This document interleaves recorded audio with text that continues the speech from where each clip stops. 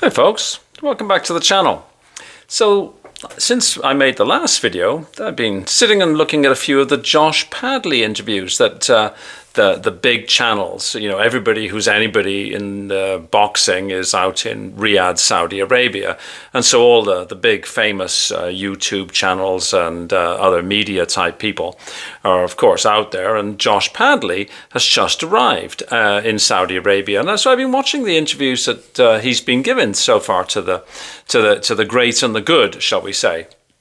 And I have to say, this young man is really growing on me. He's there's something about this classic underdog story, the Rocky Apollo Creed type thing that is very appealing. I really hope that Josh Padley walks out to the Rocky theme music. Wouldn't that be something, hey? But there's a few little nuggets that come out in these interviews, and I've seen 3 or 4. I sort of actually had my earbuds in and doing my housework, because of course I'm a house husband. My retired. I can't actually legitimately sit in front of the TV all day. I'm expected to actually do things. But so I was listening to these, and I'm not quite sure who was who, interviewing him, but on. It's Thursday today, of course, and on Tuesday he was crawling through lofts and he was installing solar panels. He is, I believe, an electrician by trade or by profession, right?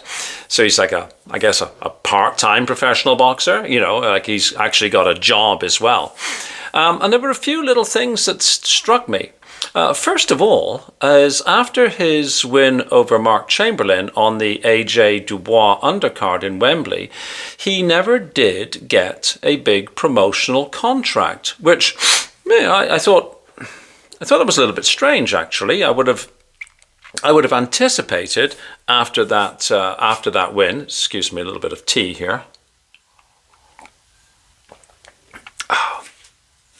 Throat was a bit raspy there. I would have thought after that win that the big fellows, Matchroom or Queensberry or somebody like that would have signed him up. He is actually rated number 12 in the world by the WBC, which interestingly is one higher than Floyd Schofield, who of course has pulled out for as yet to be determined reason. The rumor mill is just in that constant spin. We don't have to talk about that anymore. One day we'll get to the bottom of it, maybe not. But anyways, an official narrative will be given to us, right? Which will be, have some degree of truth and possibly some degree of narrative. But anyways, he hadn't been picked up by any of the big players, which I thought was kind of strange, really. You would think, to having stepped up to beat Mark Chamberlain. He's still a young fellow. He's only 29. Like I say, got a rating with the WBC. That it would have been easy enough for one of the big outfits to say, okay, well, here you go, young man, there's a contract, signing your life away kind of thing. But that never materialized.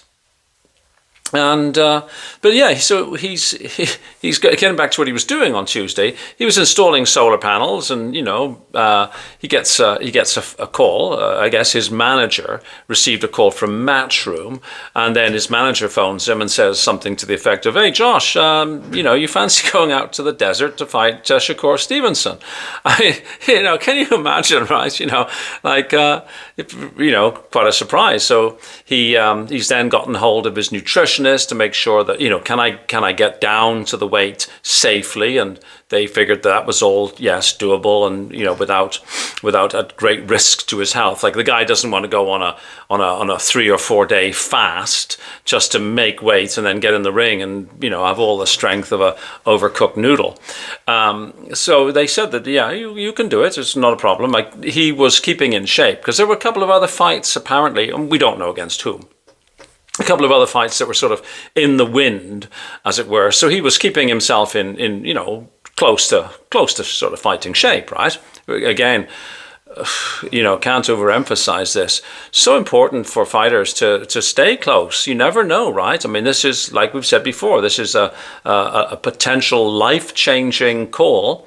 Certainly will be very well compensated, one would imagine, win, lose or draw, right? So had he not been in shape, this opportunity would have been gone. And these opportunities don't come around possibly more than once in a lifetime, right? Always good to bear in mind.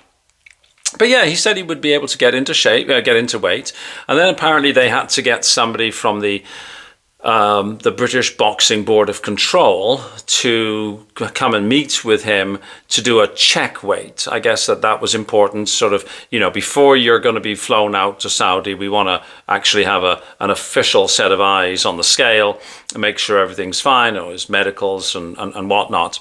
So he books a flight to go out to Riyadh, and they're flying from the UK to Istanbul in Turkey, and then from Turkey on to Riyadh. And when he was being interviewed, it was Thursday morning, and he looks like he's been through the ringer. I mean, he's probably running on a mixture of adrenaline and black coffee kind of thing. What an incredible story. I mean, a really like a kind of a magical story. And as I'm listening to him talk, I'm getting, more and more fond of him, right? I mean, it's such a plucky, dare I say it, a typical or archetype rather, Brit, pluckiness, getting into this match at 4 days' notice, and to take on this American who's, the pound for pound, universally known within the boxing world, a number 2 rated, WBC Lightweight champion. It really is good. It sort of reminds me, to be honest, of comic books that I used to read, with Alf Tupper, the runner, who would, take on these immense challenges. And if you don't know what I'm talking about, it's fine. It's just, I'm sure they don't even make those comics anymore. But yeah, this is it's a fairy tale story, and I'm going to actually put $10 on. I know that's not a lot of money, but hey, I don't have a lot of money. I'm a pensioner. I'm going to put $10 on Josh Padley as a purely emotional bet. All right. I mean, do I think he's got a chance of winning? Well, frankly, no. Would I love to see him win? Oh, you bet. It would be absolutely crackerjack if he was to win, wouldn't it? It would be a great story, and he seems such a likable young kid. When I say kid, I mean no disrespect. I mean he's younger than my kids, right? So he's just substantially younger. But yeah, I mean, what a great story it would be.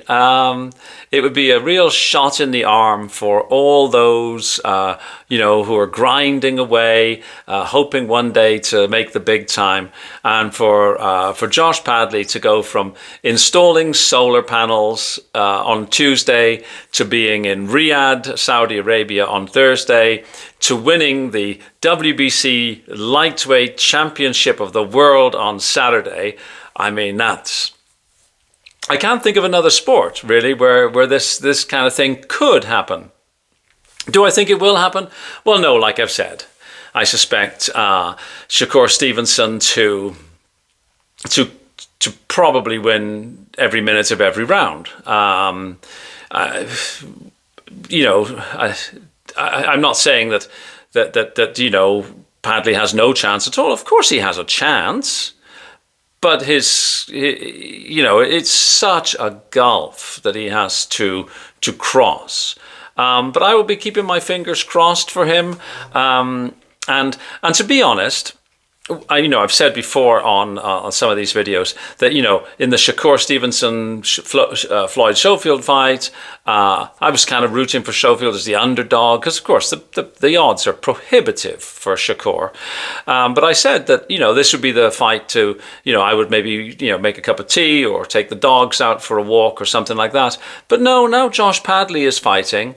I'm going to sit and watch it, and I'm really going to be rooting for Josh Padley. However, you know, so long as he doesn't get blown out in a round, I think this is just a good news story for him.